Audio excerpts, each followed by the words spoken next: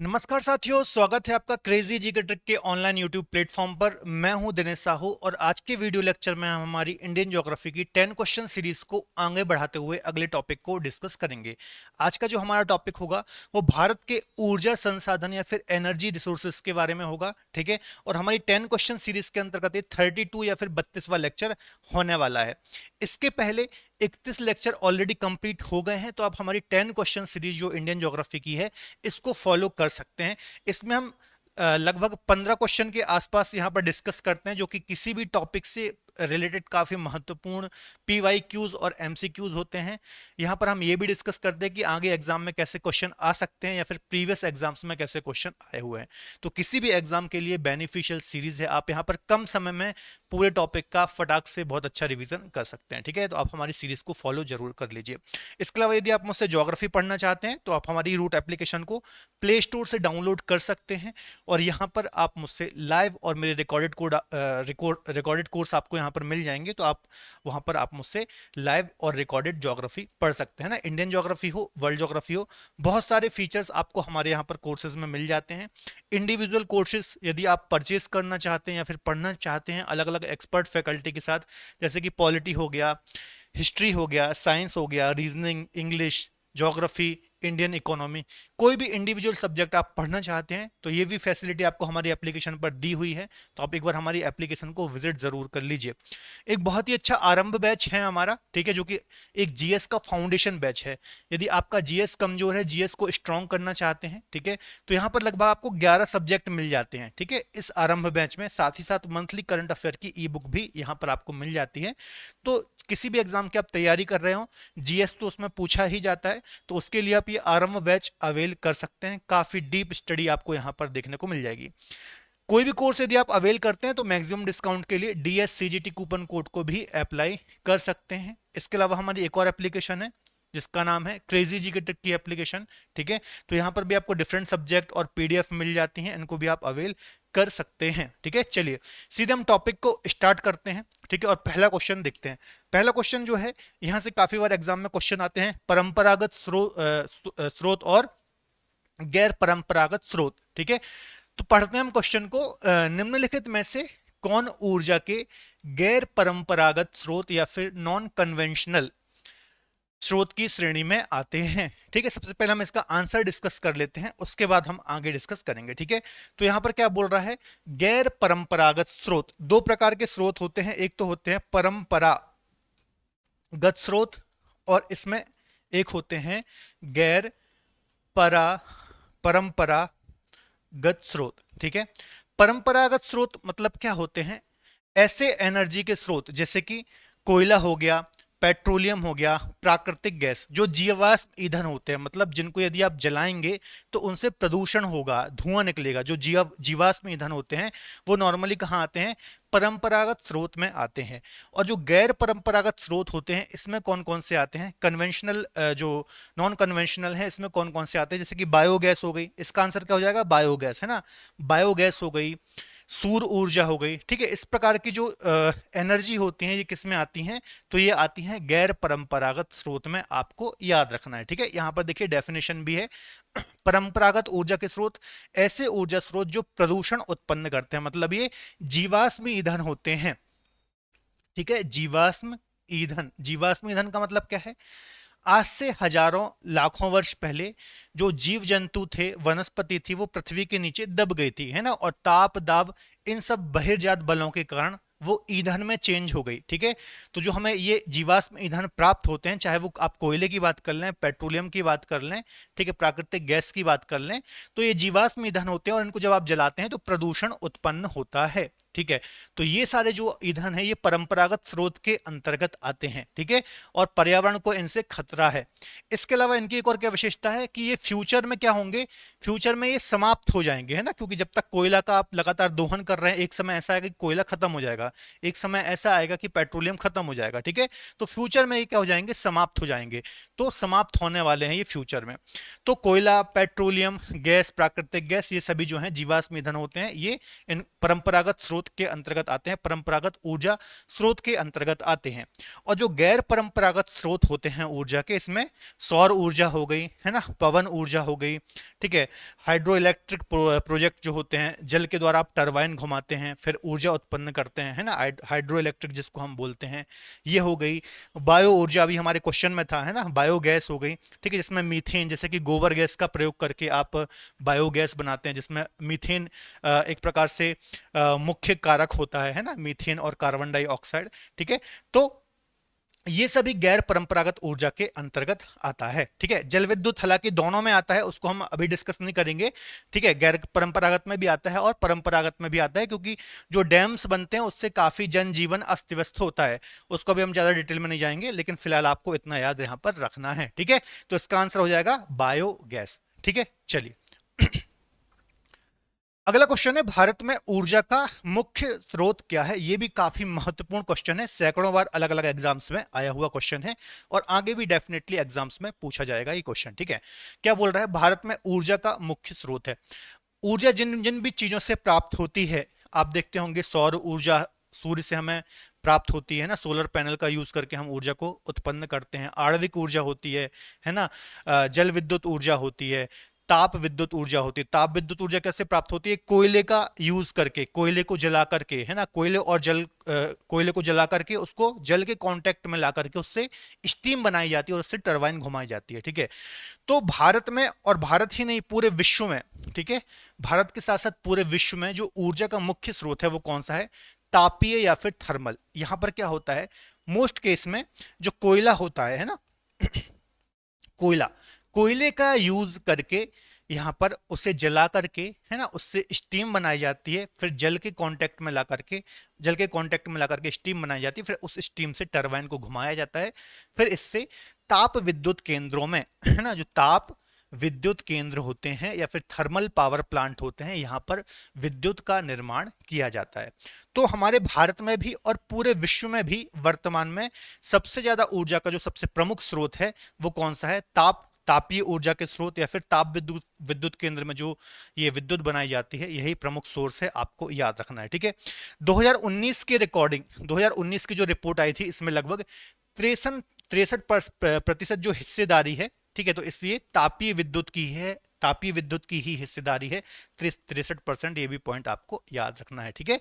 तो याद रखना है थर्मल पावर प्लांट में हालांकि गैसों का यूज करके भी यहां पर विद्युत बनाई जाती है, पर मोस्ट केस में कोयले का ही यहां पर यूज किया जाता है, आपको याद रखना है, ठीक है। चलिए अगला क्वेश्चन देख लेते हैं, काफी महत्वपूर्ण है, बीएसएससी में क्वेश्चन आया हुआ है।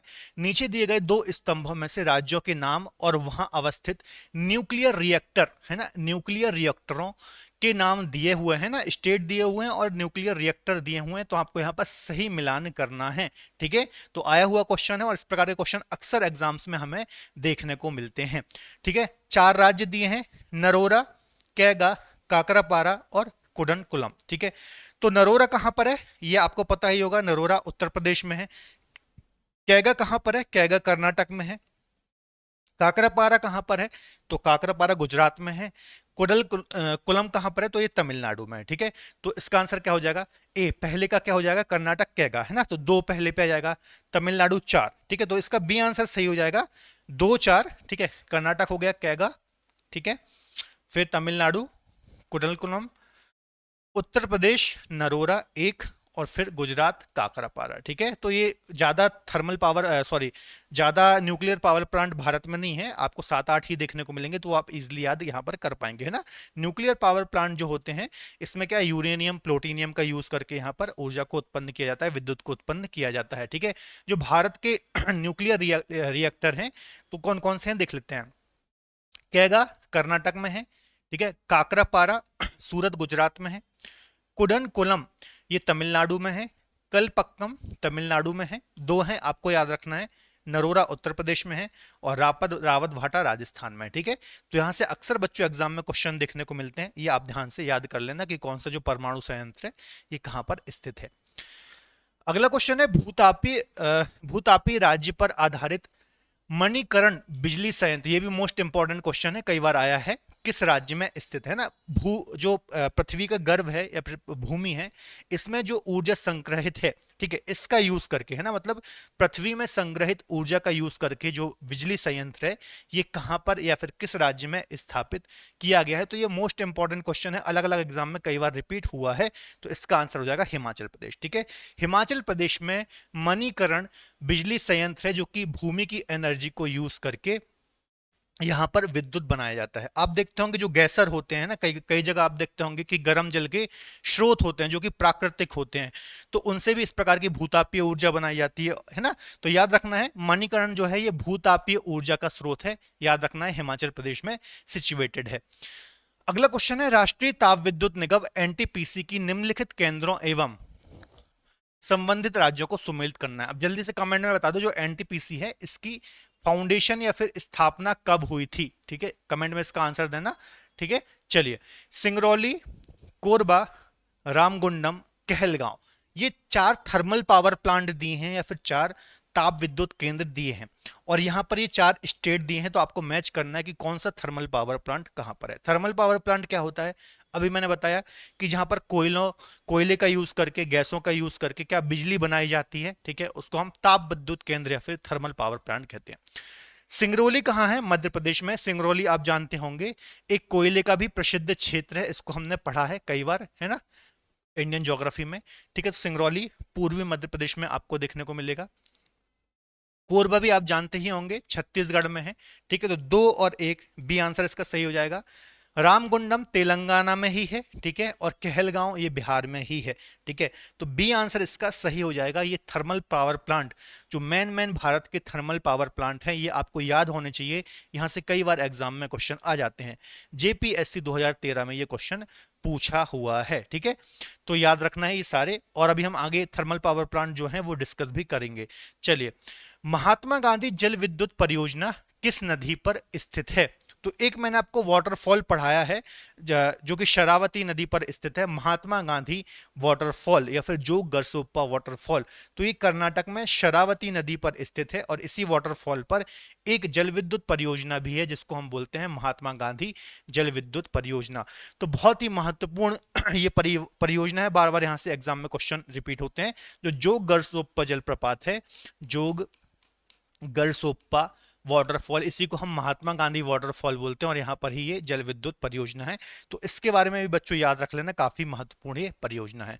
चलिए, अगला है, भारत की कुल ऊर्जा खपत में निम्नलिखित साधनों के योगदान के आधार पर इनका सही क्रम क्या है। ठीक है, मतलब ऊर्जा की जो हम खपत करते हैं, तो उसमें सबसे ज्यादा योगदान किसका है, ये काफी महत्वपूर्ण क्वेश्चन है। तो सबसे ज्यादा तो कोयला पर है, कोयले का है। अभी हमने डिस्कस किया था, थर्मल पावर प्लांट में जो बिजली उत्पन्न होती है वो कोयले से ही होती है। ठीक है, सेकेंड नंबर पर आता है पेट्रोलियम। ठीक है, तो ये भी सही है। थर्ड पर आता है जल विद्युत, और थर्ड पर आता है प्राकृतिक गैस। तो इसका ए ऑप्शन ही बच्चों सही हो जाएगा। ठीक है, यही सही क्रम है, कई बार यहां से एग्जाम में क्वेश्चन रिपीट होता है। तो कोयला सबसे प्रमुख एनर्जी का स्रोत है, फिर पेट्रोलियम है, जल विद्युत है, और प्राकृतिक गैस है। तो ये क्रम आपको याद रखना है, काफी महत्वपूर्ण है। ठीक है, चलिए, अगला क्वेश्चन है, भारत में प्रथम जल विद्युत केंद्र की स्थापना 1897 में कहां पर की गई थी। ठीक है, 1897 में भारत का जो प्रथम जल विद्युत केंद्र था, या फिर भारत का पहला first hydro electric power station था, ये कहां पर स्थापित किया गया था। तो इसका आंसर हो जाएगा दार्जिलिंग, है ना, दार्जिलिंग पश्चिम बंगाल में है। यहां पर ही 1897 में भारत का पहला हाइड्रो जो इलेक्ट्रिक प्रोजेक्ट है ये लगाया गया था। आपको याद रखना है, काफी ज्यादा महत्वपूर्ण है। ठीक है, और 130 मेगावाट की बिजली का उत्पादन यहां पर किया गया था। तो ये बात आपको याद रखना है, काफी महत्वपूर्ण क्वेश्चन है, बार बार क्वेश्चन यहां से रिपीट होता है, तो याद रखना है। ठीक है, चलिए, अगला है, ओबरा शहर प्रसिद्ध है। ओबरा शहर किसके लिए प्रसिद्ध है। ठीक है, तो ये भी काफी महत्वपूर्ण क्वेश्चन है, यहां से भी कई बार एग्जाम में क्वेश्चन आया हुआ है। ठीक है, तो क्या है ये, एक थर्मल पावर प्लांट है, या फिर हिंदी में बोले तो ताप विद्युत केंद्र है। क्या है, ताप विद्युत केंद्र है ओबरा, है ना। कहां पर है ये, तो उत्तर प्रदेश यूपी में एक जिला है सोनभद्र, यहां पर ही आपको देखने को मिलता है। ठीक है, तो थर्मल पावर प्लांट है, आपको याद रखना है, काफी महत्वपूर्ण क्वेश्चन है, यहां से पहले भी क्वेश्चन एग्जाम में आया हुआ है, तो याद रखना है। ठीक है, रेणु और सोन नदी के किनारे ये स्थित है। इसके अलावा कुछ अन्य थर्मल पावर प्लांट हैं, है ना, इसको मैं एक बार बता देता हूं, जो कि अलग अलग स्टेट के हैं, क्योंकि अक्सर यहां से एग्जाम में क्वेश्चन देखने को मिलते हैं। एक है मुंद्रा, ठीक है, थर्मल पावर प्लांट है ना, टीपीएस, ये कच्छ गुजरात में है। विंध्याचल ये कहां पर है, सिंगरौली, अभी हमने डिस्कस किया था, ठीक है, सिंगरौली के में ही है, यहां पर आपको देखने को मिलता है। तलचेर ये उड़ीसा में है, तलचेर एक कोयला क्षेत्र भी है उड़ीसा में। देखिए जहां पर कोयला क्षेत्र देखने को मिलेगा ना बच्चों, कोयला क्षेत्र अच्छे से आपको यदि याद होंगे तो बहुत सारे जो ताप विद्युत केंद्र है वहां से ये आपको याद हो जाएंगे, क्योंकि जहां पर कोयला का क्षेत्र होता है, जहां से कोयले का खनन होता है, वहां पर ही आपको आसपास क्या देखने को मिलते हैं, थर्मल पावर प्लांट देखने को मिलते हैं, क्योंकि थर्मल पावर प्लांट में कोयले की ही सहायता से विद्युत का उत्पादन होता है, ठीक है। तो बहुत सारे आपको ऐसे थर्मल पावर प्लांट देखने को मिलेंगे जो कि कोयले क्षेत्र के नाम पर है, जैसे कि सिंगरौली हो गया, तलचेर हो गया, है ना, कोरबा हो गया, तो ये कहाँ छत्तीसगढ़ में है। सिपत ये बिलासपुर छत्तीसगढ़ में है। रिहंद सोनभद्र, झारसुगुड़ा ये उड़ीसा में है। तिरोदा ये महाराष्ट्र में है, ठीक है। अनपरा ये उत्तर प्रदेश में है। बरौनी बिहार में है। बेल्लारी कर्नाटक में है। दुर्गापुर पश्चिम बंगाल में है। सिक्का टीपीएस गुजरात में है। सतपुड़ा ये मध्य प्रदेश में है। सिंगरौली अभी हमने डिस्कस किया था, ठीक है, ये भी आपको मध्य प्रदेश उत्तर प्रदेश में देखने को मिलेगा। और एक और है बनक बोरी टीपीएस, ये गुजरात में आपको देखने को मिलेगा, ठीक है। तो ये सारे आपको जितने भी मैंने बताए हैं याद रखने हैं, काफी महत्वपूर्ण है। चलिए अगला क्वेश्चन देख लेते हैं। निम्नलिखित राज्यों में से कौन सा पवन ऊर्जा के उत्पादन में प्रथम राज्य? तो यहां से भी कई बार एग्जाम में क्वेश्चन आया है। देखिए यूपी पीसीएस 2013 में आया है और भी बहुत बार अन्य एग्जामों में यहां से क्वेश्चन आया है और काफी ज्यादा महत्वपूर्ण है, ठीक है। तो याद रखना है, तो इसका आंसर हो जाएगा तमिलनाडु। तमिलनाडु राज्य जो है ये पवन ऊर्जा के उत्पादन में प्रथम नंबर पर आता है। ये काफी महत्वपूर्ण है, यहां से बार बार एग्जाम में क्वेश्चन आते हैं, ठीक है। तो तमिलनाडु के अलावा और कौन से राज्य हैं ये भी आप जरा याद रख लीजिए। तमिलनाडु पहले नंबर पर आता है, लगभग 28% जो पवन ऊर्जा है वो तमिलनाडु उत्पादित करता है। सेकंड नंबर पर आता है गुजरात राज्य और थर्ड नंबर पर आता है महाराष्ट्र राज्य। तो क्रमशः ये तीन राज्य हैं जो कि पवन ऊर्जा उत्पादन में अग्रणी हैं। तो इनके बारे में आपको याद रखना है, काफी ज्यादा महत्वपूर्ण ये क्वेश्चन है, ठीक है। इनकी हिस्सेदारी भी थोड़ा सा आप दिमाग में रखना। एक तरफा राज्य किसका है, तमिलनाडु राज्य का यहां पर है। अगला क्वेश्चन है निम्नलिखित में से कौन सा भारत में वाणिज्यिक ऊर्जा का प्रधान स्रोत है? ठीक है, तो अभी मैंने डिस्कस किया वाणिज्यिक ऊर्जा स्रोत से मतलब क्या है। इसका पहले हम आंसर देख लेते हैं। इसका आंसर हो जाएगा कोयला, ठीक है। जो कोल है, जो कोयला है, ठीक है, कोयले से जो विद्युत का उत्पादन किया जाता है, ठीक है, तो वाणिज्यिक ऊर्जा स्रोत में इसका सर्वाधिक उपयोग किया जाता है, आपको याद रखना है, ठीक है। ऐसे ऊर्जा स्रोत जिनका मतलब जो जिनका उपयोग है वाणिज्य में किया जाता है, ठीक है, उनको हम वाणिज्यिक ऊर्जा स्रोत बोलते हैं, ठीक है। तो जैसे कि प्राकृतिक गैस से बिजली बनाई जाती है, कोयले से बनाई जाती है, खनिज तेल से, ठीक है, जिससे भी बनाई जाती है, नाभिकीय ऊर्जा का प्रयोग करके इलेक्ट्रिसिटी या फिर ऊर्जा का उत्पादन किया जाता है। तो अभी मैंने आपको डिस्कस कराया कि जो कोयले का यूज है वो थर्मल पावर प्लांट में बिजली बनाने में होता है और वाणिज्यिक ऊर्जा में इसका सर्वाधिक यूज होता है या फिर सबसे ज्यादा इसकी हिस्सेदारी है। तो ये बात आपको याद रखना है। सिंपल सा ये क्वेश्चन है, लेकिन कई बार यहां से एग्जाम में बार बार अलग अलग प्रकार से क्वेश्चन रिपीट होता है, तो याद रखना है, ठीक है। चलिए अगला है उड़ान, एक गैस आधारित शक्ति परियोजना है ना। उड़ान क्या नाम है, उड़ान एक योजना भी है। उड़ान उड़े देश का आम नागरिक, है ना, ये वो नहीं है, ये एक परियोजना है, शक्ति परियोजना है गैस आधारित। तो ये कहां पर है, तो ये महाराष्ट्र में आपको देखने को मिलती है। ऐसी कई परियोजनाएं आ जाती हैं, जैसे कोई बायोगैस संयंत्र है ना, कोई गैस आधारित संयंत्र है। कई बार अब आजकल क्या हो रहा है कि जो वेस्ट निकलता है ना, शहरों का जो कचरा वगैरह निकलता है, उससे भी विद्युत बनाई जाती है या फिर ऊर्जा को उत्पन्न किया जाता है। तो ऐसे कई बार एग्जाम में क्वेश्चन पूछ लिए जाते हैं। एक अभी हमने देखा था कि भूतापीय ऊर्जा का यूज करके बनाया जाता है। तो ऐसे जो प्रमुख संयंत्र हैं इनको आपको विशेष तौर पर याद रखना है। यहाँ से बार बार अलग अलग तरीके से क्वेश्चन एग्जाम में पूछे जाते हैं, ठीक है। अगला है लोकटक संयुक्त शक्ति परियोजना निम्नलिखित में से किस राज्य में है? तो मणिपुर में लोकटक झील है ना। मणिपुर में कौन सी झील है, लोकटक झील है और यहां पर ही लोकटक शक्ति परियोजना स्थापित की गई है। तो इसके बारे में भी आपको याद रखना है, यहां से भी कई बार एग्जाम में क्वेश्चन रिपीट हुआ है, ठीक है। तो 10 क्वेश्चन सीरीज के अंतर्गत बच्चों ये मैंने आपको यहां पर 13 क्वेश्चन डिस्कस कराए हैं जो कि अलग अलग तरीके के थे। थर्मल पावर प्लांट भी थे, है ना, जल विद्युत केंद्र भी हमने यहाँ पर डिस्कस किए, ठीक है। तो बार बार यहाँ से एग्जाम में क्वेश्चन रिपीट होते हैं, तो ये टॉपिक आपको अच्छे से पढ़ना है। यहाँ पर काफी ज्यादा दिक्कत भी होती है बच्चों को। तो ये जो 13 क्वेश्चन मैंने डिस्कस कराए हैं अलग अलग टाइप के थे, इसी से रिलेटेड आपको और क्वेश्चन भी यहाँ पर प्रैक्टिस करने हैं ताकि आपके आने वाले एग्जाम्स में आपको कोई भी दिक्कत ना हो। ठीक है, तो फिलहाल के आज के लेक्चर में इतना ही। यदि आप मुझसे ज्योग्राफी पढ़ना चाहते हैं तो हमारी रूट एप्लीकेशन पर ज्योग्राफी पढ़ सकते हैं। मुलाकात होगी बहुत जल्दी अगले लेक्चर में, तब तक अपना ख्याल रखिए और पढ़ते रहिए। बाय बाय, टेक केयर, जय हिंद।